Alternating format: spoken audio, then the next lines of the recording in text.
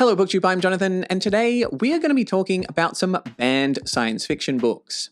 Now, when it comes to controversial books, I think you can read one and think to yourself, wow, there's some great ideas in here. This definitely shouldn't be banned. I think everyone should read it. But you could also read a book and think, the ideas or the content in here doesn't really resonate with me, and I wouldn't really recommend that anyone read this. But is the solution for this to ban books? Well, here's my philosophy when it comes to banning books. I think that the best counter to books with bad ideas isn't banning books. The best counter to books with bad ideas is books with good ideas. And so I present to you 5 banned science fiction books that I think contain some good ideas. So let's get started with our first book, We by Yevgeny Zamyatin. The book We follows a character known as D503, and he lives in a future society known as the One State. And in this society, everything is dictated to its people, it is engineered for them, and they are essentially cogs in a wheel. However, one day, this character makes the discovery that he might have an individual soul. So this book is a fantastic exploration of freedom and the things that make us human, such as art or music or falling in love. And this book is one of the founding books in the dystopian genre.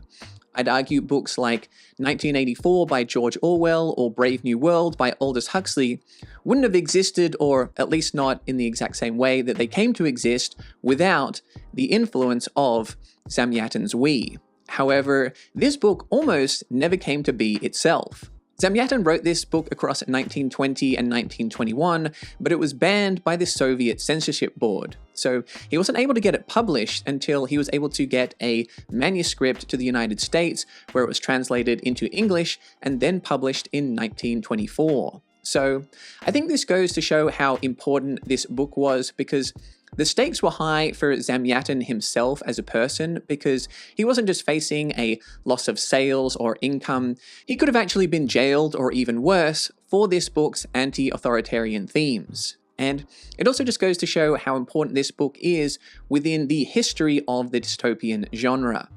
Now, Aldous Huxley denied being influenced by We when he wrote Brave New World, but George Orwell was pretty sure that he was, and Kurt Vonnegut has a rather amusing quote about his debut novel, Play a Piano, where he says that he cheerfully ripped off Brave New World, which had previously cheerfully ripped off Zamyatin's We.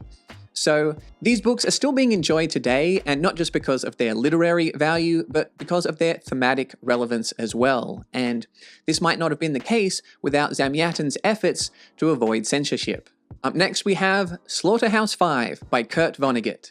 Slaughterhouse-Five follows the character of Billy Pilgrim, who is a soldier during World War II, when one day he comes unstuck in time. Now, in this book, there are explorations of war, the after effects of war, such as PTSD, as well as some kind of existential concepts to do with free will, death, religion, and so on. I found this book to be incredibly insightful and darkly humorous at times, and it's probably most well known for a quote that is perhaps fatalistic or perhaps comforting depending on your perspective, which is simply, "So it goes."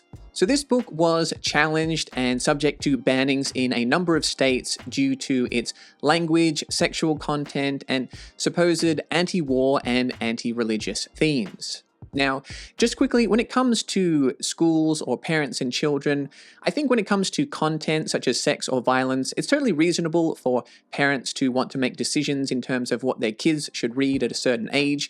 For example, I love the books Altered Carbon by Richard K. Morgan and Vert by Jeff Noon. Probably wouldn't recommend them to kids though. So if parents want to make a decision in terms of you can read certain books when you're 13 or 15 or whatever they may choose, that makes sense to me. However, when it comes to ideas or sentiments or philosophies, this is an area where I would lean more towards letting people make their own decisions and coming to their own opinions. So to get back to Slaughterhouse-Five specifically, one of the issues people had with this book was its anti-war sentiment. And I actually think this is one of the most important books ever written about war, because Kurt Vonnegut himself was actually a soldier during World War II, and he was taken prisoner of war and was made to be a part of the cleanup after the Dresden bombings. So I think he has a unique perspective in order to be able to talk about the effects of war at different stages on different kinds of people, as well as the PTSD experienced after the end of the war. People would also criticize the novel, asking, well, how do you reconcile wanting to supposedly improve the world with the way in which time and free will are presented within the novel? To which Kurt Vonnegut would reply that he didn't have the answers to everything, but that if he did know one thing, it was that you had to be kind. Well, despite this, a judge in a case regarding the banning of Slaughterhouse-Five described the book as depraved and immoral. So, I don't know what that says about me, seeing as Kurt Vonnegut is my favorite writer. And for our third banned book, we have The Handmaid's Tale by Margaret Atwood. The Handmaid's Tale is set in a future society where births are declining, and women that are fertile are forced to become handmaids. The Handmaid's Tale explores the ways in which power can be usurped and religion can be distorted in order to take control over others, especially women. Now, there is a bit of a debate whether this book is science fiction or speculative fiction, and some people think that Atwood has been a little bit snobby towards genre fiction, but I didn't interpret it that way. I just think she wants to make it clear that everything she includes in her books is inspired by something that actually happened somewhere in the world or somewhere throughout human history, so she can't be accused of, pulling things out of air or, completely exaggerating things, and so that helps her to try and get her message across. Now, knowing this before I read the book, I thought that this might lead to the book being a little bit didactic, but I actually really liked the way that Atwood presented her ideas in the novel. To me, it didn't come across so much as anti-religious, so much as it was anti-extremism. And by focusing on an individual character, telling her story through a diary, it felt very personal. Yes, the world building is set in quite an extreme setting, but by following this character, her thoughts, her opinions, her flaws, her actions, in a world where she's only presented very limited information, we are then able to go on a personal journey with her and get emotionally invested in that story, while still being able to fill in some of the blanks by ourselves. So this book faced objections upon its release in 1985 and still does to this day. And after some book burnings, this inspired Margaret Atwood to create a joint project with Penguin Random House, where they created an unburnable copy of the book, which is kind of a baller move, but they only made one copy and it sold for $130,000. So, kind of out of my price range, which leads us to today's sponsor. Today's sponsor is Charlie, providing all of the channel's licks and cuddles for the last 4 years. Use code Charlie for 20% more free speech. Thanks, Charlie. Alright, up next, A Scanner Darkly by Philip K. Dick.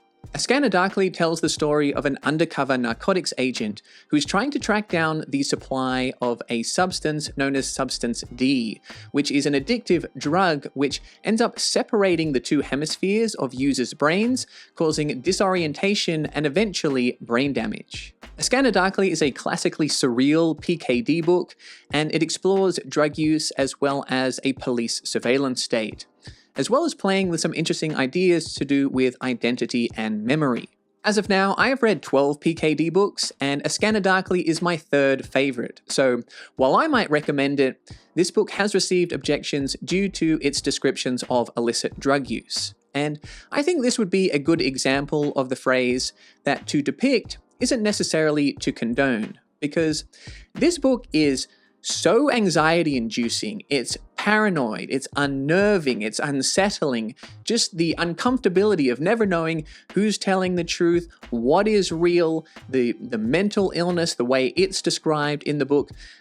None of that seems particularly appealing to me, and if you read the afterword written by PKD, he explains how this book was inspired by real-life events, and while yes, him and some of his friends may have used some of these drugs, well, He goes on to explain the effect that those drugs had and connections to mental illness. So I wouldn't necessarily, this is a promotion of certain activities as opposed to a pretty harsh depiction of some of the outcomes of those activities. And finally, we have A Canticle for Leibowitz by Walter M. Miller Jr. A Canticle for Leibowitz is a post-apocalyptic story and is set after the events of a nuclear war. In it, there are a society of monks who are dedicated to the preservation and study of relics from the time before the war and trying to piece together information of what life was like back then and what exactly happened. Some of the major themes in the novel include nuclear war and the seemingly cyclical nature of history, as well as the different roles that both church and state can play in society. So this book wasn't widely banned, but it did face scrutiny for its depiction of a nuclear apocalypse, as well as its religious themes. And something that I find quite interesting about this is that I've heard criticisms of this book saying it came across as too pro-religion, and I've also heard people say they didn't enjoy it because it came across as anti-religion. And so, to me, I think that that shows that there is some balance there, that the book does show some different perspectives, and you can go into it and sort of decide for yourself which of these perspectives resonates more with you. So the book is split into 3 parts, and the first part kind of surprised me because it can be a tad amusing at times. It does have a little bit of a dry, satiric sense of humor. And then the second and third parts are a little bit more heavy in terms of its philosophical explorations. I will say of the 5 books in today's video, this one isn't my favorite just because I didn't connect with the story as much as I quite wanted to.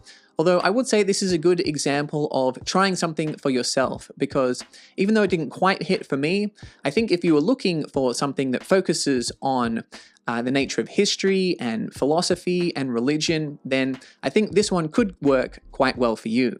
So there you go, those are 5 science fiction books that at some point were banned, but I think are worth checking out. Let me know if there are any others that you think I might enjoy or would like to hear me talk about in a future video. Hope you enjoyed this video. If you did, smash or just gently click the subscribe button. And if you really enjoyed it, consider checking out the perks of becoming a Patreon member, where you can become one of my robots, androids, or cyborgs, like Nima, a New Eden, Half Ogre, Zakawe, Samil, and the incarcerated Colin. And you can find more sci-fi content over here.